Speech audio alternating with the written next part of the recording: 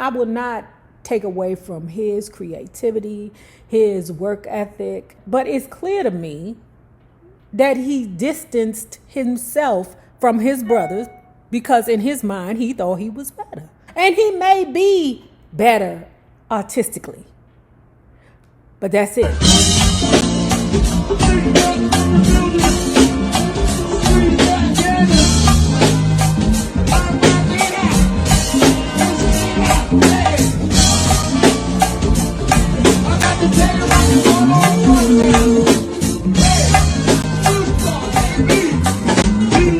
Michael Jackson suspected that with his parents now reconciled, Joseph might expect to be welcomed back into the fold, not only as Catherine's husband, but also as the boy's manager.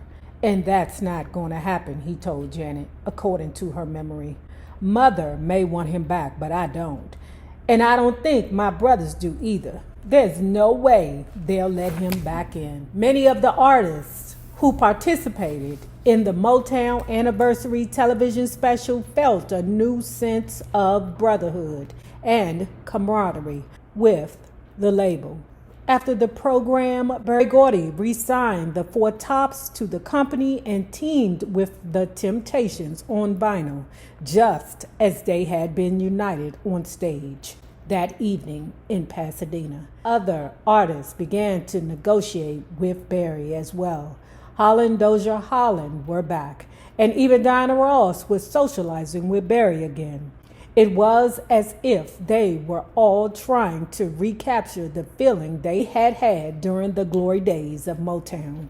Everyone, that is, except Jermaine Jackson, because you know that Jermaine Jackson ain't never late. It's like Facebook. You know what I'm saying? Like Facebook is the platform for everybody in your past that you were associated with or not associated with or, adjacent to hook back up. I mean, you find everybody on there except for them street niggas. They don't be on there unless they now got them a working 9-to-5 job like at the Metro.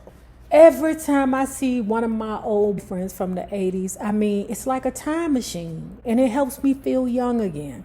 So I understand. After the show was taped, Jermaine began meeting with his brothers and Joseph about the possibility of him leaving Motown, reuniting with the group, and going out on the road again together. Michael knew nothing about these meetings. Michael's success can only help us, Tito said. He was up there above us, and maybe he can throw down a rope and let us climb it. A tour would also relieve Marlon of certain financial pressures. He and his wife Carol had separated but were now reconciled.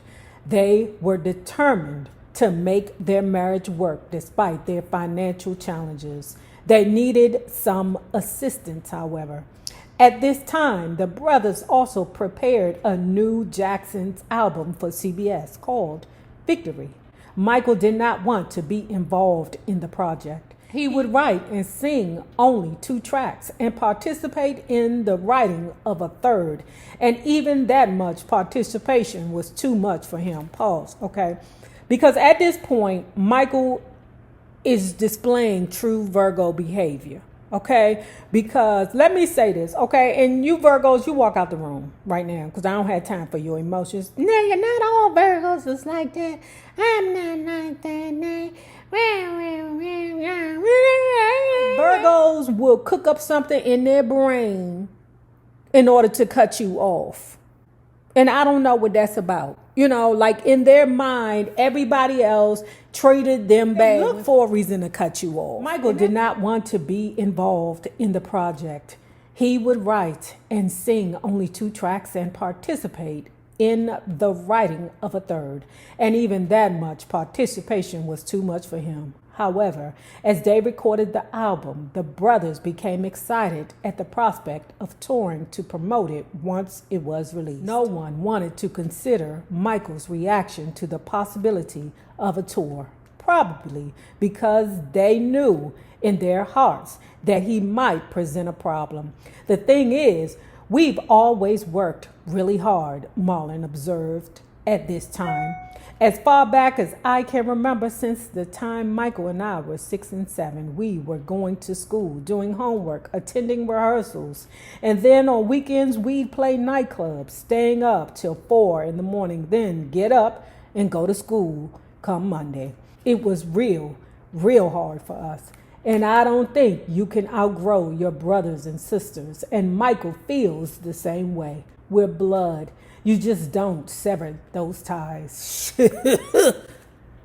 Girl, Michael is on some different, like Michael Jackson, I will not take away from his creativity, his work ethic. But it's clear to me that he distanced himself from his brothers because in his mind, he thought he was better. And he may be better artistically. But that's it. I'm sure Tito is better with, let's say, decor. Janet is better with the gays. Marlon is better in marriage. Who's that? Randy is better with beating on bitches. And who else? Jermaine is better with getting bitches. But in Michael Jackson's mind, he just thinks he's just better. By the summer of 1983, Jermaine had become excited enough about the prospects of a tour with his brothers that he asked Barry for a release from Motown. He wanted to look at his options, he said. Arista had offered him a deal, which he would take, and he also wanted to be free to tour with the Jacksons. Sadly, Jermaine's solo career had never taken hold at Motown. All of that family angst, and for what?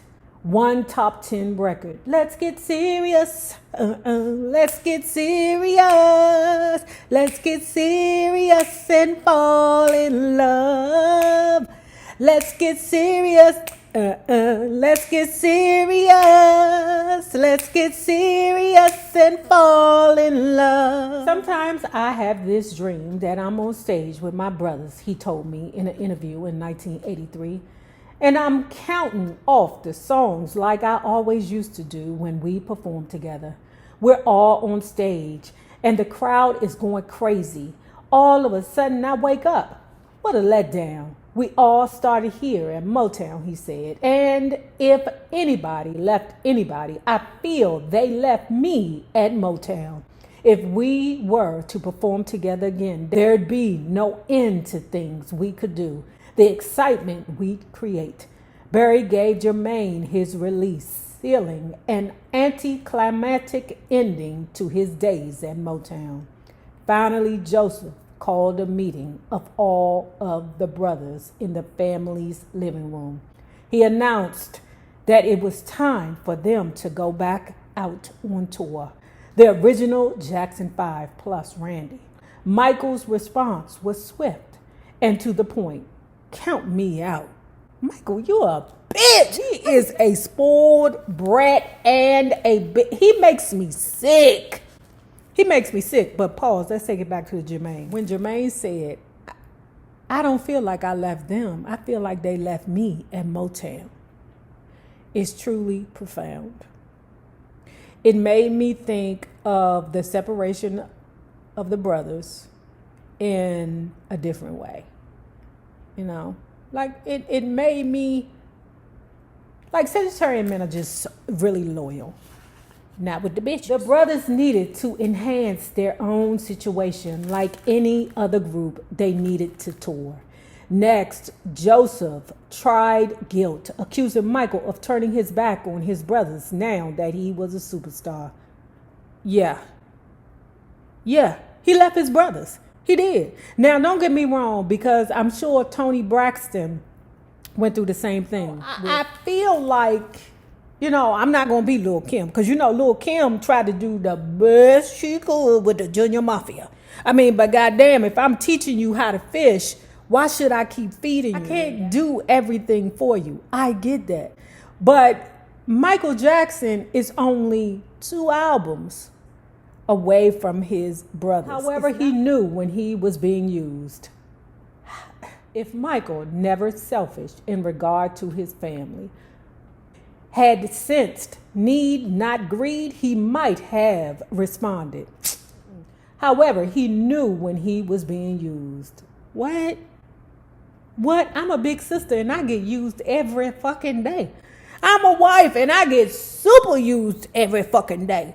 All of us get used. Everybody in life gets used. What did that lady AJ say? What's that movie, Baby Boy? But when you feel so used that you have nothing left for yourself, then it's time to move on. Michael Jackson still had a whole career ahead of him. And maybe the fact that nothing touched the climax of Thriller after Thriller could be his karma for how he treated his brothers who really need him. Don't get me wrong. You know, we all got them family members that we be like, here come this. However, he knew when he was being used. He also realized that even if he had agreed to the tour, his superstar status would be ignored. Ding dong. With the Jacksons, he's just one of the Jacksons. See, that is a Jada Pinkett movie if I ain't never seen one in my fucking life. And you know that bitch is a burger. All that bitch got to do is sit down and be Will Smithy's wife. No. She not happy with that. What she want to be is be Tupac's love interest for the rest of her life. And you know all Tupac's friends was like, he ain't fuck with her like that. Jada Pinkett so foolish. I hated her ass since A Different World. He would be just one vote in 6. Not true, Michael. The odd man out, as usual. No, he said, I'm not going. The brothers stormed out of the meeting. See that? Joseph said, pointing a finger at him. Now they're mad at you. So, Michael said, big deal. About a week later, the brothers and Joseph had another meeting with Michael, and this time tried humor on him. They brought a life-size stand-up poster of Michael. Now that's cute. That's cute. I'm sure that was Tito's plan because you know he the Libra and that is some shit I would do. They brought along a life-size stand-up poster of Michael. If you don't come with us, we're going to put this on stage in your place. Jermaine told Michael, a grin playing on his face. It was always hard to resist Jermaine's smile. He and Michael had always been close. The brother laughed, and Michael said he would think it over. Michael and Jermaine close, girl. When his hair caught on the fire, he hollered for Tito. Not Jermaine. A few days later, when Michael still had not made up his mind, Joseph tore into him. Look, we don't need you anyway, he shouted at him. In fact, I think it would be better if you weren't on the tour. Jermaine can sing some songs, and Jackie and Marlon and Randy can all have songs. Tito too. So the hell with you, Michael. The hell with you. Joseph's reverse psychology worked like a charm. Michael was upset by his father's comments. He told John Branca, what's he talking about? The brothers can't sing, only I can be the lead singer. Michael is so full of himself. He makes me ill. Just as Michael was on the brink of making up his mind in favor of the tour, lest they go without him and maybe, though not likely, show that he was dispensable, Joseph pulled out the big gun. Catherine. Yes, Mother. It's magical. I was in the studio up late making all these new sounds and rounds and rounds. You know, just finally making the music that I want to make, Mother. TT, what are you doing on the ground? I told you about jumping out of your cage. She's so feisty, Mother. Stop it. Michael, sweetheart? Yes, Mother. You didn't forget about the promo tour you're supposed to be going on this morning, did you? No, I didn't, Mother. But I'm not going. I'm tired of being their little fiddle, Mother. You know Joseph and your brothers are going to be disappointed. It's time for me to break out. Do my own thing. Jesus Christ, Mother! I told you to cut the branches, Leroy! Damn it! It's hard to find good help. I know, Michael. Hey, Tutu. Michael? Yes? We're all just excited for you. We just want the best. And your brothers just want to be a part of it. You always say that, Catherine. What about my wants, my needs, my dreams? Do you ever think of me? Damn it, Michael. Sorry, Mother. Samson. Samson? Rawr. You've made him angry. Rawr. Rawr. Rawr. Met with Michael privately and asked him to consider the possibility of a tour for her sake. How could he resist such a request?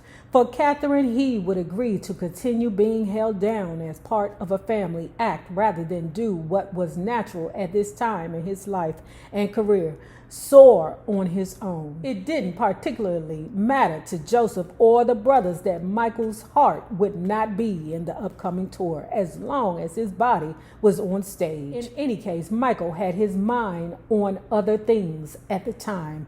In October 1983, he and Jackie Kennedy Onassis met at the Encino home to discuss the possibility of his writing an autobiography to be published by Doubleday, the company for which she worked as an editor. Meanwhile, Michael struck up the first of many friendships with young boys, this one being the 12-year-old actor Emmanuel Lewis. You